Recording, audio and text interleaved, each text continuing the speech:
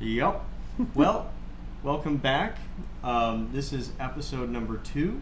So we're still kind of working out our kinks. But again, this is Greg. Hi again. I'm Max. We're going to start off this week with a whiskey review. This is the Ripple Rye from Dark Arts Whiskey House. They are a blender out in Lexington, Kentucky. And they are, excuse the cat, the cat's part of the show now. Pretty much. She's a cutie. Her name is Kitty, because I'm a bachelor. But anyway, Dark Arts is actually founded by the previous master distiller of the Wilderness Trail single barrel program. He's kind of a whiskey nerd and, big into like fermentation and understanding aging, all that good stuff. So he's kind of the perfect guy to, start a whiskey house. But a lot of heritage, a newer brand. They've really hit the market hard the last probably 6 months or so. This is a 7-year Indiana rye. It is aged in Amburana casks with maple staves. So maple like the wood, not the syrup. But yeah, it's a really interesting whiskey. Let's give it a try. And I think you've had this one before. I think so too. I think this is actually one of my favorites, if I recall correctly. It's so like Christmas on the nose. But yeah, that's a really good whiskey. It is. Amburana is a Brazilian oak, and it's usually very like invasive in whiskeys in my opinion. There's a lot more cinnamon and whatnot from it that just kind of takes everything over. The maple does a good job of counteracting that, but on the nose we do get I get a very, again, it's like very just Christmas. Yes. I get like sugar cookie and like frosting. I get a lot of cream cheese frosting, a lot of cinnamon, definitely some of the rye spice, just a touch of like a mintiness. What do you get out of the nose on this bad boy? About the same. So you can smell the sweetness on it as soon as you smell it. Mm-hmm. Now that you've mentioned cream cheese frosting, it's hard not to think of that when you smell it. And but it doesn't. It's not. Obviously, it's still a whiskey, so it doesn't taste too sweet, which I really appreciate. Yep, absolutely. Especially as a rye. The rye spice and the little bit of like bitterness from that rye spice. That really is something I would definitely enjoy sitting by the fire though on Christmas Eve. Oh, absolutely. It's definitely has a lot of heat, a lot of spice to it. And that, it's 109 here in Phoenix. I don't really know if that's really the whiskey of choice, but on ice it'd be delicious. I normally drink neat, but something this in your face, I think, would be hard in this weather. I would agree. This is definitely a winter sipper, as I would like to call it. But, at the end of the day, I'll enjoy whiskey any time of the year. Mm-hmm. So they source from Indiana. Sourcing from Indiana isn't necessarily a bad thing, in my opinion. I am a big fan of them. I think they're actually one of the better blending houses as opposed to Rare Character and a couple other brands. But I think their base whiskey is great. A lot of people use Indiana whiskey, but, at 7 years, when MGP gets old, it starts to get a lot of flavor. I get a lot of, like, wood sugars, very brown sugar heavy. And, you add the cinnamon and the maple on top of that. It makes, again, that really cream cheesy recipe with a ton of rye spice. You get the cinnamon. I don't get the normal black licorice that I would get in a Amburana. I think the maple kind of counteracts it, so it's not so invasive. What are your thoughts on the palate? Yeah, I do not taste black licorice at all, which is kind of surprising. You know what this really reminds me of is like a really good pumpkin pie or sweet potato pie. Ooh, that's actually a great option. Sweet potato pie. Oh man, I'm a sucker for a good sweet potato pie. My mom used to make a really good sweet potato pie, so it does have a lot of that going for it. Actually, what do you think, Kitty? Kitty smells it. She's like, nope, not interested. Yeah. Not interested. But nope. This is Kitty. She's a cutie. She's going on 14. And the sweetest girl wants to be friends. My other cat, who's conveniently on my shirt, her name is Toothless. She's all black. She's afraid of everything. Everything wants to kill her. Hi there, Kitty. So excuse the audio. We're still figuring it out. I'm watching the peaking and whatnot as we speak because this mic cover didn't come yet. But anyway, So kicking off with, some fun topics. Yep. Blackhawk helicopter replacement. Ah, yes. Let's talk about it. Okay, so similar to are you familiar with the Osprey, the twin rotor that rotates? Mm-hmm. So essentially what happened is Bell,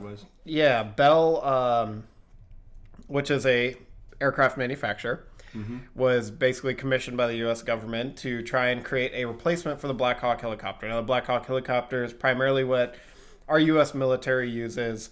It's been in every major engagement, Iraq War, even prior to that. But it had some limitations. It wasn't particularly fast. It didn't have a particularly great range. Fun random fact, there is a huge internal storage tank that they can actually extend into the passenger compartment for Blackhawks for fuel. Really? And so they can actually cut the carrying capacity for troops by about half to extend its fuel tank. So fuel's always been an issue for the Blackhawk. Bell has been in development of a replacement similar style to the Osprey. 2 rotors on the side. They rotate up and down so you can fly in an aircraft configuration or essentially a vertical. Yeah. Wow. And that's cool. Well, and that's a big thing. That's how they were able to basically meet the range requirements as well as the speed requirements. If I remember correctly, I want to say the replacement that Bell's developing is going to be about twice as fast, or maybe it's 50% faster than the Blackhawk. It's definitely going to have some significant improvements. Of course, you never really know until you actually produce them, get them out there, get them into the field. But I'm very excited. It's definitely going to be the next innovation of vertical takeoff and landing aircraft for the United States government. I mean, that's some straight Halo Reach helicopter stuff going on. That's interesting. 100%. Blades. I mean, I love the idea. I love the concept. In aviation, but military aviation especially, you'd think, yes, the tech is cool, but simple is better. Yep. When you're in a combat zone, do you really want that rotation to get stuck? But if it's proven to be a reliable platform, and let's face it, Bell is kind of known for that. Yep. It could be really cool. Well, and I mean, they basically took and they analyzed everything the Osprey did, and they analyzed all the complaints and problems and issues that aircraft had, and they essentially improved all of those aspects. So again, the complexity does worry me a little bit, but at the end of the day, that's innovation. It does require more complexity. So I don't know. We'll see. It definitely will be interesting. I tell you what, it would be awesome to ever fly one of those. If you're one of those people that ever had an opportunity to fly even the Osprey, I'm jealous. Right? I mean, it's pretty cool with the little sideways rotors on the wings. I mean, it's cool. I mean, honestly, as cool as tech like that is, just give me a Chinook and I'll be happy. But That's I also think it's really cool. But interesting. So are they going to use it primarily for troop transport? They're going to use troop transport, and then obviously overhead surveillance, overhead everything that the Blackhawk essentially did. So not just A to Z, but emergency supply drops and also minor supporting roles, providing some sort of overhead cover, things like that. That's kind of the general idea. It's by no means an attack aircraft. It's definitely a supporting role. Well, and I mean, the Blackhawk could only do so much with storage as far as drops go. So are they planning on increasing that capacity? Yep, 100%. So that's part of the reason they were focusing on the 2 rotors. Is essentially you can carry more, you can haul more. So they wanted to increase the carry capacity of the aircraft while still increasing range and speed. Yep, so without having that extra tank cell. Exactly. And they were like, these are our 3 goals. I know they all conflict, but if someone out there can make it happen, let's make it happen. And Bell's like, oh, that's me. Bell is the perfect option for that. I mean, that's pretty cool. I wonder when those deliveries will start if they already haven't. I would be willing to bet they're probably already starting to trickle in. Generally, when we find out about new military aircraft, it's because the military already has them. Yeah, that's true. That would be my guess, though. I don't know for sure. It's definitely something I'm going to be keeping an eye out. The only potential issue that they have is it's definitely a larger aircraft. And that's the one thing that, if you're going to put out, hey, we want this to do what this aircraft does better in these three things, you're going to have to sacrifice something. And in this case, that's definitely size. It absolutely is going to take up significantly more deck space on carriers, more space on, airfields. It is a significantly larger aircraft, at least from a physical standpoint, right? Can it carry significantly more troops? To some extent, but not. My understanding is that it's basically going to be similar to slightly more than the Blackhawk. But, you got to sacrifice something. And if you just got to sacrifice a little space to improve in all those other areas, it's probably worth it. Yeah. I mean, that does make sense. At the end of the day, I mean, it's like it's like Germany in World War II versus Russia. Russia was coming out with quantity, and yes, they had more, and they were able to go, advance in more areas, etc. Quantity. The Germans were the Germans were quality over quantity. I mean, it's a different topic, obviously, but we won't talk about the fact that that's what contributed to them losing the war, is just having too many designs. But, And that really is, though. Yeah. I mean, any World War II buff out there will tell you right now, the reason Germany lost the war is because they were too complex. And that's the nice thing. We're not currently in a point of war. Exactly. We're not in a position where we need to mass produce stuff. The world's really kind of shifted points where hopefully there will never be another world war where everyone gets involved, because I think that's the last thing every person wants. Yep. And so we have the ability to kind of invest a little extra money in engineering and design and, figure out what really works. 100%. But my point on that is, even if it's going to take up more space on a carrier, if we're going for quality over quantity, we're able to do more with those birds, then it makes sense. 100%. We're going to be, yes, we're going to have less of them, but we're going to be able to do more with what we have, and that makes sense instead of just filling up carriers with Blackhawks that have limited range. 100%. And especially with where our military is at. I mean, we already have a larger military than multiple countries combined, right? Like, you take the next top countries, combine them, they don't even touch what our capabilities are at. So it's like, yeah, it might cost some extra space, but we can afford it. We can afford the extra space. We have enough carriers out there. Oh, we sure do. Speaking of carriers, totally left field, but it was one of my favorite news stories of last year. You know who doesn't have the most carriers? Who? It was, I believe it was it New Zealand or Australia? I think it was New Zealand. Had like seven warships between destroyers, carriers, all of it. Their survey vessel last summer was, Reddit's giving so many great jokes from this.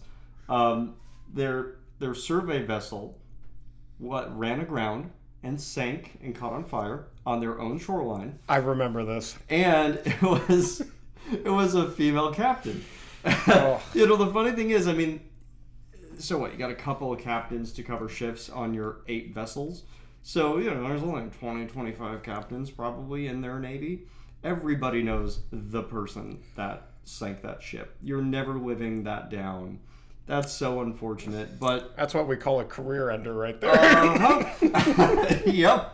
But just the fact that, they had a small fleet as it is, and their survey vessel, the one that's supposed to say, don't go over there... is the one that ran aground. Yep. Oh, man. I mean, and they can't afford for that, because it's going to take another couple years to build that vessel. Yep, you got to build a whole new vessel, and you don't have necessarily the things in place to build them quickly. Yeah. Yep. Can tell you who's not going to be piloting that ship. Oh, gosh. There's so many jokes. Look up the Reddit threads. Well, at the time, so I worked at a dealership, and our used car manager was from New Zealand. And for like 2 weeks, I gave him shit about it. It was hilarious. He got so upset when he found out about it. I told him before he even read it anywhere. And he was like, "You're kidding me. This is, they don't need a Navy, but you're kidding me. Like, this can't be happening." And I'm like, "No, it happened." Well, and you know, that actually brings up an interesting point where it's like, at the end of the day, hire someone because they're good at their job. Don't hire someone for any other reason. If you're looking at any other reasons as to why that person should be employed, especially when you're talking about military, government jobs, necessary jobs, make sure you are hiring that person because they are qualified, and that is the sole reason you hire them. And you know, I think that's kind of what people are starting to kind of realize. We see a big political shift recently. Yep. But at the end of the day, that's what is important. Make sure you are hiring someone who knows to do what they are hired for, and they do that better than all the other candidates. Nothing else should be considered. Yep. Or also run your survey vessel aground probably 20 miles from their house. Yeah. You know?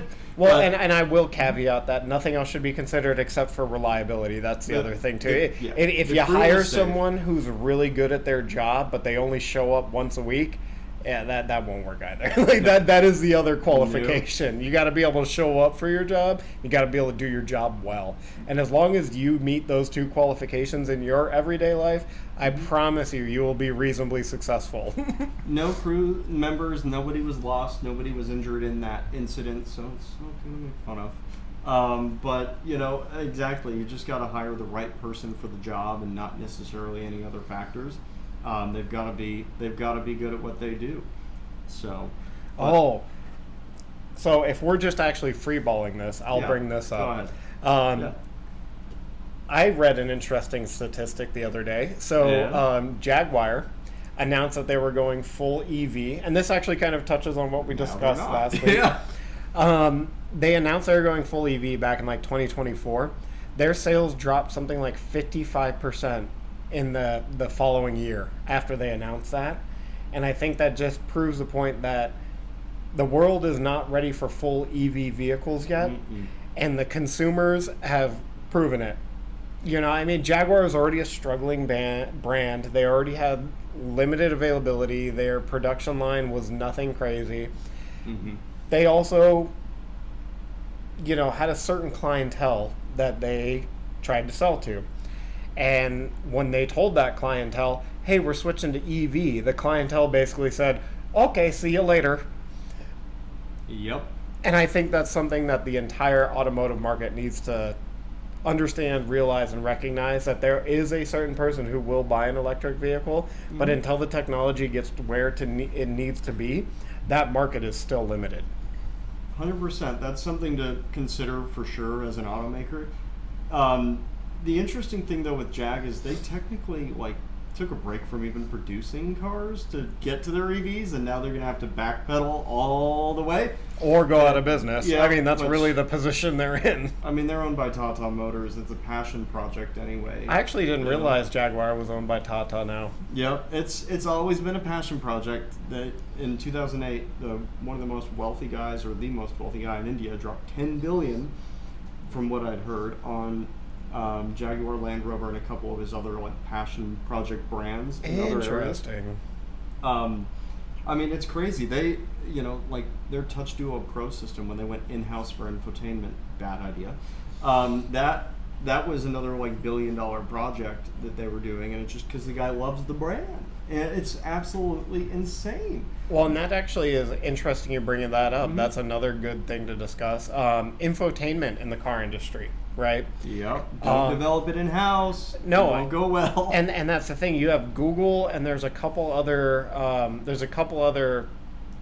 tech companies that are essentially developing all the infotainment for all the car manufacturers. And I think that's one thing not a lot of people realize, is that the automotive industry, regardless of what brand you're buying, is so interwoven and interconnected. You can go buy just for example, a Toyota, and it's very possible that their software that runs that entire car is also the same company that develops the software for, someone like Mercedes-Benz or something like that. All the companies are so interconnected. It's not like back in the day where you tried to do as much as you could in-house. Now it's the complete opposite. It's how can we outsource this? Who has the best stuff? Who has something that's tried and true? right? Who's made something that they've used in another car that maybe has or hasn't worked, and can we use their stuff if it has worked? Yep. And that's really how the automotive industry has transitioned from what we knew it to back in the day, where, you know, you had these big Japanese manufacturers and everyone's like, oh, they make the best stuff. Well, nowadays they don't make the stuff anymore. It's some other company. And that's really true across the board. And I think that's something a lot of consumers don't understand. Mm-hmm. Everything's a supplier. I mean, the manufacturers are engineering certain things. They spend unholy amounts of money on random things like turn signal stocks and, you know, like wheel lug nut covers and whatever have you. But they also have a lot of suppliers that do a lot of things. I mean, you know, look at the Ferrari California. Oh, gosh. The original one. It was, you know, they were under that Fiat Chrysler umbrella. That had the same infotainment system, just silver instead of black, as the Dodge Grand Caravan. Could you imagine taking your kids to school in the Dodge Grand Caravan on a Monday, and then Sunday you go hop in your freaking Ferrari, and it's like, oh, it's the same radio. But it's I know how to use this. We'll have to figure out doing the screen monitor thing down the road, because I mean it's hilarious. They're like the little floppy piece that you pull off to put in a USB, or an aux cable. That's the same on the Ferrari. It's the same thing. It's just silver, not black. The window switches on Maserati Ghiblis come from like a Dodge Dart. It's crazy, you know. But It's because of supplier issues, and it's not just single branded or single like parent company. I mean, look at Bosch. Look at how many things they're supplying to pretty much every manufacturer on the planet. And you know, it's important to realize. But the interesting thing is that supply chain got messed up during the pandemic. You know, manufacturers weren't building cars because they didn't have, you know, their stockpile of suppliers. stuff. It was their suppliers. You know, if your supplier shuts down and doesn't want to come back until Wednesday, 2 weeks from now, you're not getting your airbag covers, man. Sorry, bro. Good luck. So they just produced them. So like I had a friend here in the Phoenix area that didn't take delivery, but he ordered an M5 BMW, $120,000 car. Yep. And it came in 2022 with manual front seats.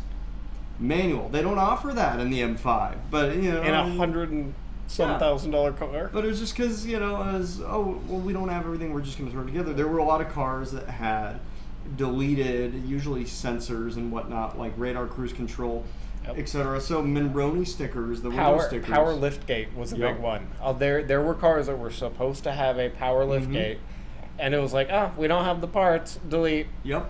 And it's like they have the capability, but they just don't put them in. So like, you know, shopping for Highline cars of that era, even today, it's very important to look at the Monroney sticker, the window sticker, to see what's been deleted. As a buyer, I see it every day.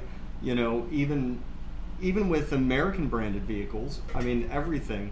Like, you know, there are C8 Corvettes rolling around in the world that have like steering wheel lock delete and heated and cooled seat delete, and the Monroney will say it came with heated and cooled, and the options list it'll say delete, and it'll give a credit. Yep. And I mean, I was shopping for my dad, helping my dad with his company lease. We were looking at an Audi SQ5, and I pulled the Monroney, and it was like, you know, doesn't have radar cruise, doesn't have this, doesn't have that.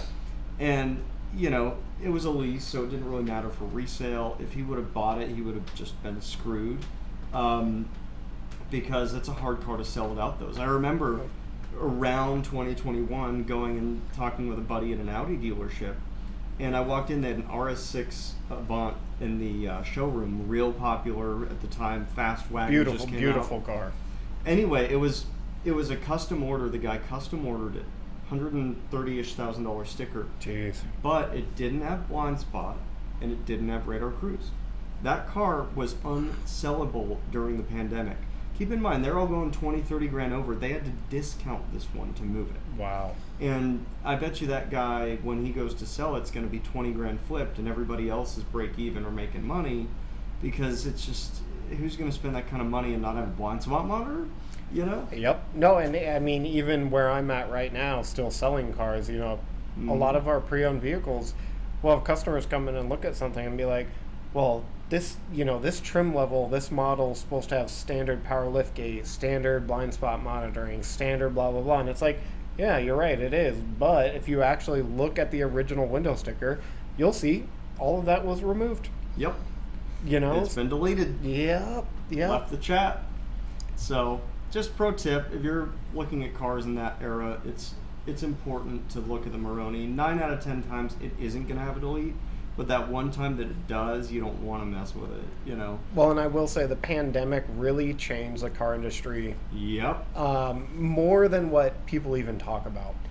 Everyone's like, oh yeah, change things. But no, it really had a major effect on the manufacturers, on the people buying cars, on the suppliers. There's just a lot that it really changed and affected. And I think that that's not talked about enough. Yep. I mean, I still get customers to this day who still think they're buying a car back in 2018, and it's like, folks, things are not the way they used to be. Cars don't have the exact options. Cars have gone up in price. I mean, the used car bubble that happened when the pandemic happened was absurd. Yep. Because you had tons of rental car companies and companies that basically needed automobiles and then didn't. Whether it was for their employees or they were renting them out or for whatever reason, they dumped all their inventory. And I remember this explicitly when the pandemic first happened. There was a huge flood on the market. And then as soon as the flood went away, things dried up real quick. Yep. Real quick. And the availability of automobiles, what was out there, there's just nothing available. There were no cars. Manufacturers weren't producing them because suppliers didn't have the correct supply. And it was like a complete flip-flop. You went from, for a second, tons of availability to no availability. And it really made, I think, kind of some appreciation on the customer's end of how important and how influential automobiles and transportation are to our country. Yep. And to society as a whole. And it really, I think, brought some attention and light to, hey, this is a big industry. This is very important. This is something we can't ever let fail. And I remember when I was younger growing up, when the United States did the bailouts. Yep. And as a young kid, I was like, that's BS. They shouldn't bail them out. That's total bull crap. But you come back and seeing what happened in the pandemic, I have a better understanding. Okay, this industry is actually really pivotal. That's a bad word. It's a requirement for a lot of the success that a lot of people enjoy in this country. It is, because all your suppliers, your dealer network, there's millions of employees. Yep. Agreed, 100%. It was an interesting time. I mean, on the acquisition side, I saw, pre-pandemic, you call a rental car company up, you get you get a list of run of cars they're trying to move. They all have 30, 35,000 miles. During the pandemic, they would run them. They started running them right up to the end of the powertrain warranties, 60,000 miles, and now they're back to where they were. But for a brief blip for probably 3 months, they were running them to 80,000 miles, and you'd call Hertz or Enterprise, hey, I need cars, and they'd all have 80,000 miles on them. Yep. They weren't used to selling them like that. They just had to adapt because they didn't have anything to replace it with. That's actually a really valid point, too. I didn't even think about that. Back pre-pandemic, I remember you get a rental car. If it was over 30,000 or 40,000 miles, that was a miracle. Was old. It was like, okay, they're getting ready to get rid of this thing. Yep. Post-pandemic, hopping in a rental car with 80,000 miles, not unusual. Nope, not at all, which is crazy. But anyway, that Chrysler you took in on trade. How was that? Not good. Not good. Definitely had some issues. AC did not work. Oh, that's a fun drive. Yep. I didn't drive it, thank goodness. I had my young 19-year-old sales guy who's I've kind of been, showing the ropes to. Had him drive fun that. day at least, yeah. And, dude. Within 5 minutes of driving it, he called me, and he was like, I'm worried about the tires. I feel like there's no traction. And I'm like, well, buddy, you're driving a Five of the V8 swap, buddy. A car that was built for 250, 300. Yeah. No, and so I just told him, I'm like, listen, just take it slow, take it easy, don't drive it like a madman, you'll be fine. And he was fine. We got it back. But part of the swap that I didn't realize, they had to convert it to a push-button start. It's not the most reliable push-button start ever. You definitely can push it, and it don't start. Yep. And then, you know, sometimes when you push it, it does start. The car or the button? Yeah.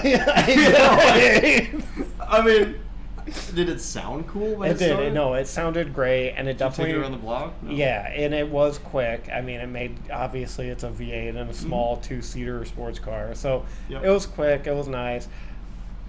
Ironically, I actually preferred the Jeep that they traded in.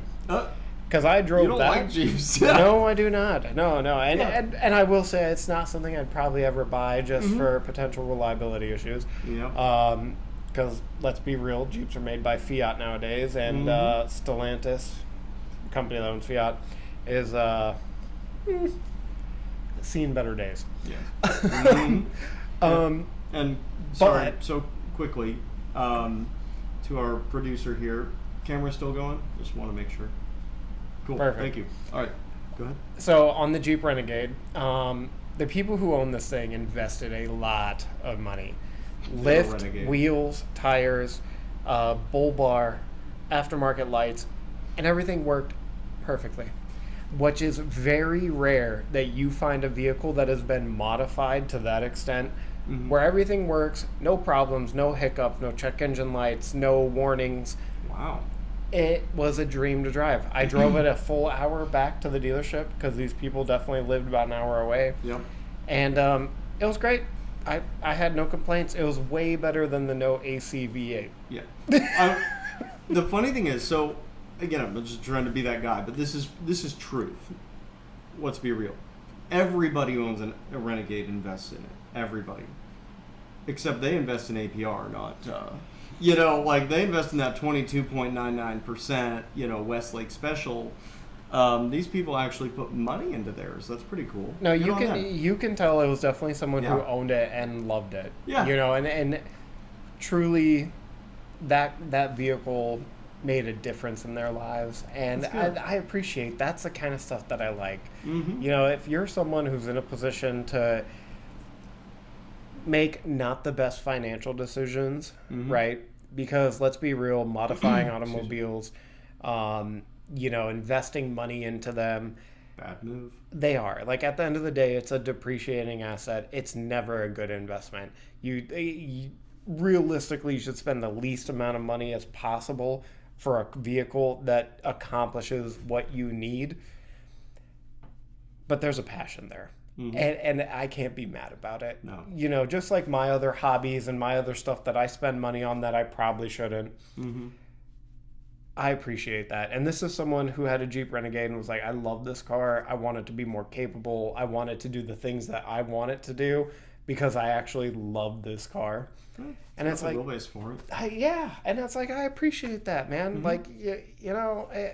Yeah, it's not a Jeep Wrangler, and you ended up trading for a Jeep Wrangler, which is way more capable. So that's how I know you actually use the car what it was supposed to be used for. And that's all I want. You know, as a car salesman, I want people to buy their cars and use their vehicles for the way they're intended. Absolutely. Yeah, that manual Mazda I was talking about last week. Oh, yeah. It sold quick. We had a lot of people on that car. Really? Yep. Which, I mean, find another one. Go ahead. Yeah, they don't exist. But so this economy is tightening up. So all the weird cars are coming out because people are dumping them and they're going and buying something sensible under warranty.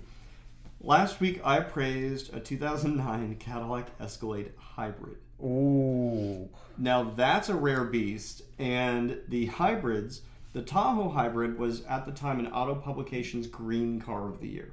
It got 1 additional mile to the gallon. Well, so versus was it 21 versus 20 or something? Yeah, right. It was like the green car of the year. And the Escalade hybrids, like, no one knew about. No one really wanted them. You know, I suspect this guy bought it because, I'm going to get an Escalade and it's cheap.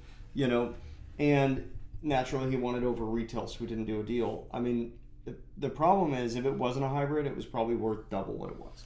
I mean, there were a couple of them in the country, but they were all 10 grand with like 110,000 miles on them because no one wanted the hybrid because they don't know what it is, they don't trust it.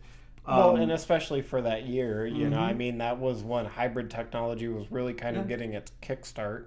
Non-hybrid, he was probably $16,000-$17,000 car.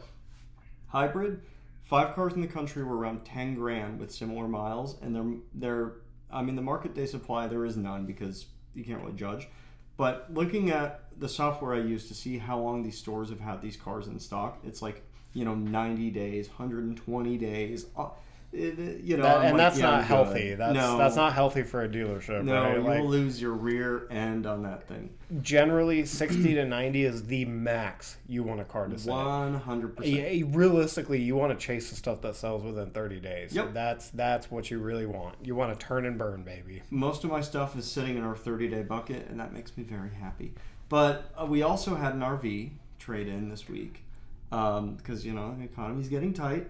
But we sent a salesperson out to a dealer trade a state away last minute, and they had to bring the car in for delivery like 15 hours after the deal was made. A whole different state? Yep. And that does not happen very much anymore. Back in the day, it wasn't that crazy, but... Internet director went up to this person with an airplane ticket, said, "You leave in an hour and a half." Wow. That was at like 3 or 4 in the afternoon, and it was like a morning delivery the next day. But here's the kicker: it was an out-of-state customer too. What? Yeah. This is why you don't do wild. it. Yeah, it was so wild. But I mean, You had another customer come out of state for a car that you guys had to go get out of state. Yeah. Do you realize how ridiculous that is? When I was in Highline, that happened all the time. It doesn't really happen now that I'm not in a Highline store. That's fair. I could see that in the Highline with very custom specific stuff. I gotta have this paint color. I gotta have this interior. Okay, sir, well, there's 5 in the country. Yeah. Great. Which one are you getting me? I was in a Land Rover store in Arizona. We would dealer trade with stores enclosed shipping for Range Rovers in like Vermont. Dude, closed versus open shipping, that's a whole nother thing. Like the guy saw put a GT3 RS on an open transport, but we won't go there. But your driving backstory reminded me, though, when like a year into being in the car business, I was working for a place in Nashville called Nashville Toyota North. And, obviously, can't talk about customer stuff, but, this was 10 years ago, and there was a Greenpeace salesperson. There's always Greenpeace salespeople. And, of course, it's a revolving door. Real nice guy, but his previous experience was like Chinese restaurants. And he was not a good driver at all, like very sketchy driver. And I was kind of part of the group because I had just started at the store. And in Tennessee, you have to go get a license every time you go to a new store. And so I was in like the sales training thing, even though I'd already been in the business. You technically have to go do it again. Anyway, some stores will make you take a class, but everyone you have to get a new license. But anyway. Interesting. So we did a dealer trade, 6 cars with a store about 30 minutes from us. It was pouring rain. The sales trainer, who's still a good friend of mine, went from #1 grossing car salesman to a police officer. That's a big shift. Yep. But he was like, "Look, man, we have enough people, but can you come along so you can keep this guy company and make sure he gets back?" And I was like, "I don't really want to, but okay." All for adventure. It was a brand new 4Runner Limited. Thank God it was a 4Runner. Because we pull off on the highway. Everybody else is gone. The other 4 cars, gone. They left you? They're just gone. And it's pouring down rain. You can't see in front of the car. And I look over and he's doing about 40 and a 60. Okay. Or 40 and a 70, I would say. Anyway, but here's the interesting thing that I noticed. I was like, what is that noise? This is weird. And why are we going slow? I'm like, go faster. You'll be fine. Well, he didn't put it in drive. Wait, what? He put it in manual mode. It was pegged at second gear, redlining. Oh my gosh. Like probably 6 or 7 miles. Just Bro. redlining. In the rain. And he's like, I can't go any faster. My foot's to the floor. And I'm like, dude. And that's when I noticed the shifter, and I flipped it back into drive. And the car immediately went up to 6th and was like, thanks you so much. It was so happy. We got it back, and the shop ended up tearing the engine apart, the whole top end, to see if it was like going to be a claim or not, and it wasn't. It was fine. Yeah. So good old, I mean, Toyota. I doubt this person still owns it, but somebody rolling around in a 4Runner Limited. It's got 6 miles of red line on it right off the rip. No, it's funny terrible. that you bring that up, because that is actually so. It's terrible. When you sell new cars, you know, obviously you have to do something called a new car delivery, which is where you go through and you teach the customer how to use their automobile that they just, you know, spend a large quantity of money on. Oh, yeah. And that is actually one of the things I always go over, because for the manufacturer I work for, every single vehicle has the ability to go into a manual mode, you know, even if it's an automatic. Believe it or not, we're one of the few manufacturers that still offers a manual transmission in a couple models. Yep. Actually, I think just one now. Mm-hmm. But for the automatic cars, I always tell customers, hey, listen, if you put this shifter in this position, the car is going to expect you to tell it what gear to be in. Yep. And people look at me like, what do you mean? And I'm like, it works just like a manual transmission. Okay. Mm-hmm. What you need to understand about that is that if somehow by accident it goes into that position, the car's not going to know what gear to put itself into, which means it's waiting for you to tell it. Yep. And if you don't tell it the right gear, then the car's just going to, you know, assume to do whatever you told it to do. And if that means redline it at 60 miles per hour on the freeway in third gear, that's what it's going to do. Yeah. So if you ever hear the car making a weird noise or not like doing what you're used to it doing on the normal, go ahead and look at your transmission first. Make sure you're in drive and not M for manual. Yep. And it actually shows on your instrument cluster right there too. And I know it sounds stupid, but this is one of those things that I tell every single new car customer that I sell. Every single one. If it's a used car, I don't care. I don't get a survey. But right? You're like, whatever. You messed it up. Oh, you money shifted going out of the parking lot? That's your fault. Driver error. Not my problem. Yep. No, but with new cars, the expectation is, hey, you teach these people how to use their cars. And that is literally on my list of things that I always talk about every single time. Yep. No, 100%, as you should. This is how you use your car, and that's the point of the delivery. Some of it's pretty basic stuff, but you need to actually, like, go explain some of that basic stuff, so that way they don't, you know, redline their car going down I-65. Yep, well, and that's the thing. It's like, to us, we're in the industry. Yeah. We think it's basic. To a lot of people, they don't know any of this stuff, man. Like, they just, they hop in their car to go to work. Like, they're not passionate about it the way that we are, and I've come as a salesperson to realize that. You know, like, hey, these people aren't as passionate as automobiles as I am. They don't understand all of the inner workings, and that's fine. They don't need to, but to take pride in my job and what I do, I need to make sure they at least understand the bare basics of using their new car that they bought. Yep.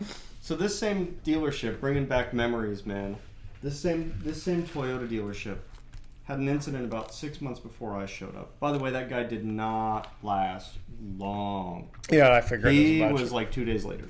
Anyway, but nice enough guy, but like, you know. Anyway, about 6 months before I showed up, their used car manager, like, I guess he would not show up to work. He was starting to do and say some weird stuff and showing up, you know, high. Oh, jeez. And so they let him go.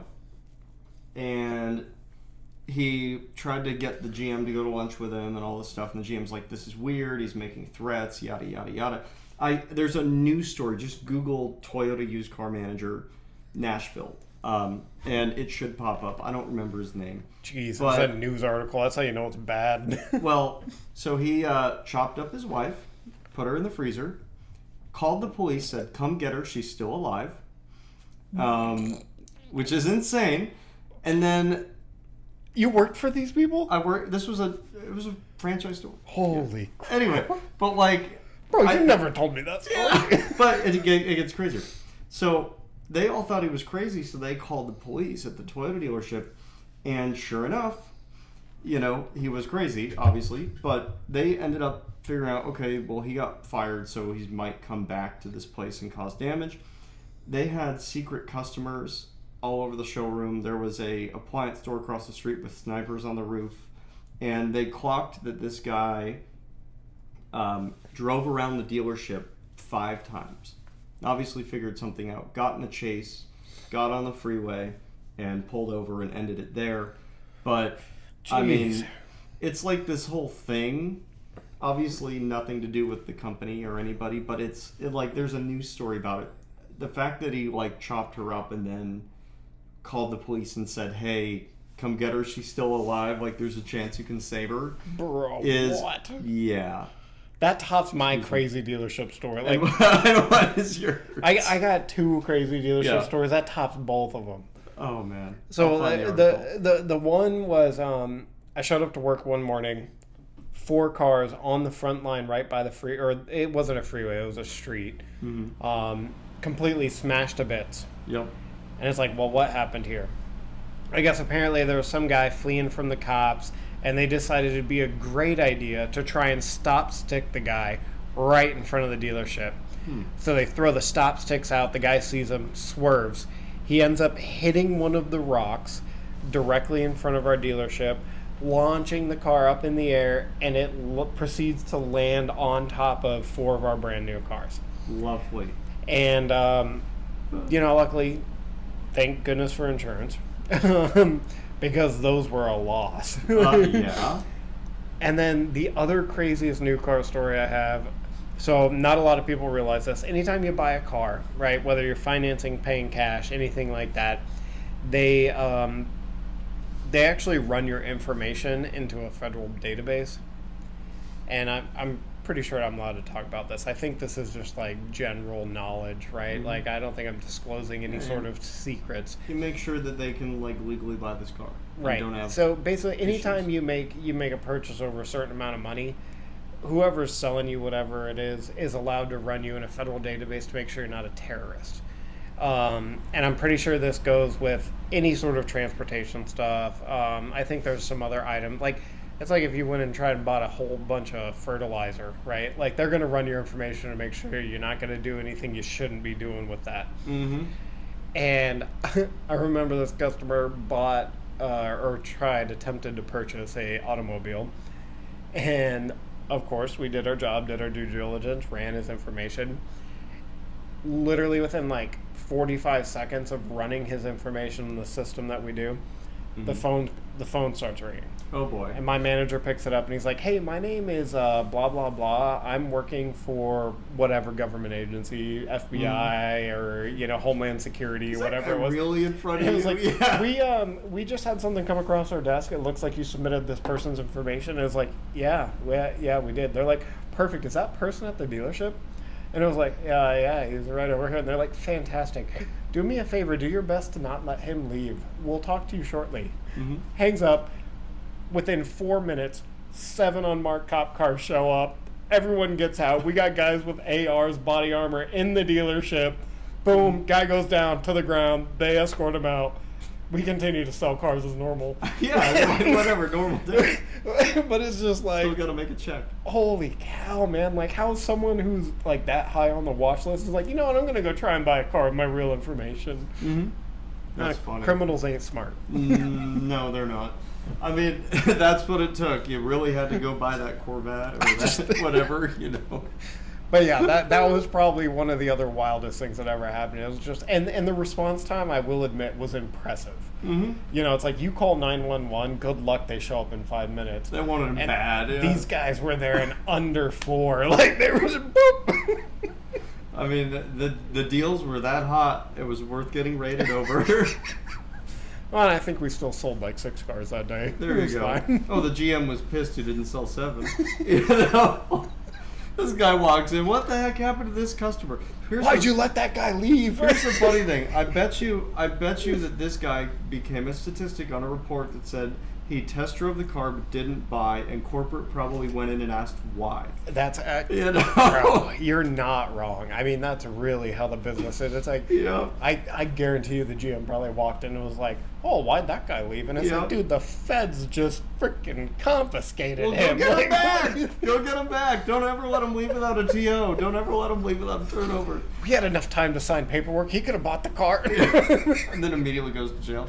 Goes to the feds. He really wants this. The Before we dealership take him would love away. that. They'd get their car back. Yeah. Sell a car and get it back. Well, first payment default. Yeah. In some states, first payment default goes back to the dealership. In some, it's the responsibility of the bank. In Arizona, it goes back to the dealership, and that's why sometimes you see. It's cars- actually up to the discretion of the bank. Really? Yes, there are some lenders where if you first payment default, Mhm. they won't force it upon the dealership. Good for them, because it's a paperwork nightmare. Oh, it's such a hassle. You know, and that's why sometimes you see used cars, especially, where it'll like go back to the dealership like 3 times. It's because the person never made the payment. You know? Yep. It does happen. Well, why don't we grab another whiskey? While I'm we're down for segueing? one more tasting. We're just gonna grab one at random. What's this? Ooh, this guy right here. Yeah. Ooh, let's save that for another episode. We're Okay. gonna do all 3 of those. They're different. We're gonna go for another desserty whiskey. Okay. I'm down for that. We got this guy here. This is a single malt Scotch, Ooh, I'm a sucker for a good scotch. and this is Tale of Ice Cream. Interesting. It is from Glenmorangie. Enjoy what you wish. Thank you, sir. It's no longer in production, so sorry, but you can still find them floating around. So Oh, it definitely smells sweet. the guy, their master distiller. By the way, he is a doctor. He goes by doctor. He's got that kind of degree. On the Anyway, nose, I will say this is actually very similar to the Dark Arts. well, we do have a little of the dark arts in the glass. I didn't think about getting the second one. Yeah, valid point. So, but you do. I did pick this one because you do get some of those notes. You know, I didn't want to go into like a straight bourbon. You're like, oh, it's Limburana. It's like, no, I just didn't want to get up and get a glass. So we're gonna go similar. Now, you will get some differences, but the reason I picked this one to go after the dark arts, which, by the way, back to the dark arts for $100. What do you think? Worth it? Yeah, I personally have purchased 2 different bottles of the Dark Arts. That's how Mhm. much I like it.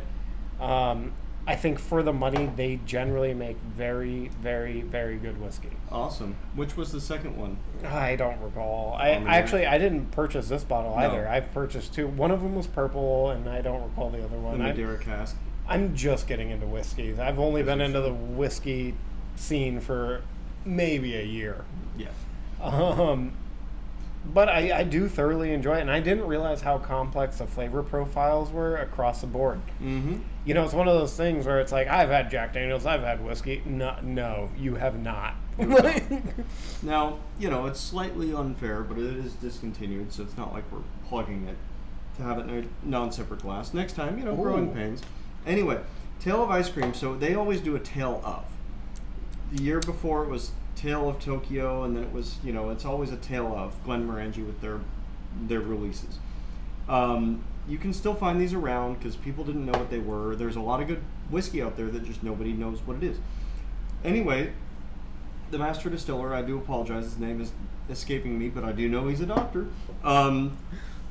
Next time I'll do more research. Again, learning curves. We're just kind of experimenting with some ideas. But he always does a tale of based off of a memory of his. And he wanted to create ice cream parlor flavors. That's a tale of ice cream. So how they accomplished this is it's ex-bourbon barrel aged, but they used barrels with an extra vanillin content. They looked for higher vanillin compounds in the barrels. Okay. And that's how they were able to accomplish this in a single malt. Now it's non-age stated. Moving forward, I've heard rumors that the tale ofs are going to be age stated, which is great because Glenmorangie does some really good entry scotches that get people from bourbon to scotch, but they do some really fun stuff like this. Like, it's just so creamy. I mean, that's Well, that vanillin. And I will say I've already drank almost all of it because Yep. I thoroughly enjoy it. Yeah. What'd you get on the nose?